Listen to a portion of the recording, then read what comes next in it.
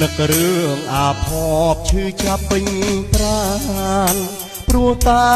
ម្ដាយកលយានគាត់រាប់អានតែអ្នកមានប្រាក់បងជាកម្មក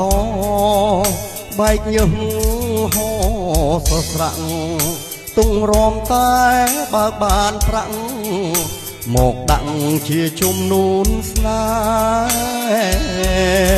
ហ៍បងស្នេហ៍អូនមុនដើមទុនមិនដល់មានប្រាក់មកដំកល់អង្គកុសលម្ដាយអូនកែប្រែព្រមឲ្យអ្នកក្រោ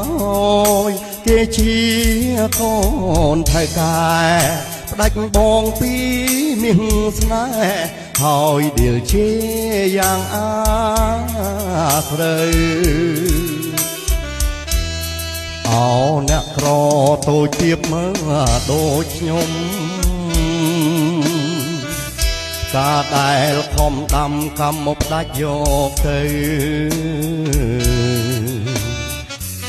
ពេលដែលរថយន្តចេញពីអូជ្រៅបងឃើញស្រស់ពីលទៅនៅក្នុងរោងការគូថ្មីអក្ខរាលាស្រីសេរីសោភ័ណ្ឌផ្ដាំតាមអ្នករត់ពុនសូមទុកទ្រាន់ជាចំណងដៃបនដាំម្ដាយអូនផ្ដាច់បងពីចរណៃជាតិនេះបងសូមចាញ់ដៃព្រមដាយថ្លៃលក់កូនយកលុយ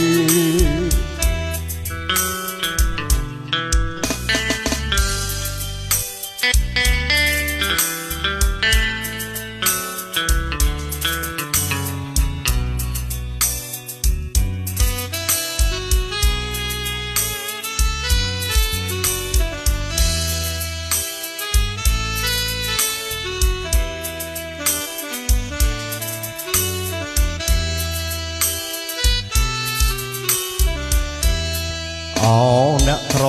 តូចទៀបមើលដូចខ្ញុំការដែលខំដាំកម្មមកផ្ដាច់យកទៅពេលដែលរថយន្តចេញពីអូជ្រៅបងឃើញស្រស់ពីលទៅនៅក្នុងរោងការគូថ្មីអក្ខរាលាស្រីសេរីសោភ័ណ្ឌផ្ដាំតាមអ្នករត់ពុនសូមទុកទ្រាន់ជាចំណងដៃបនដាំម្ដាយអូ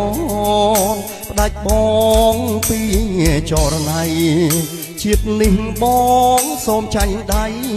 ព្រមដាយថ្លៃលក់កូនយកលុយ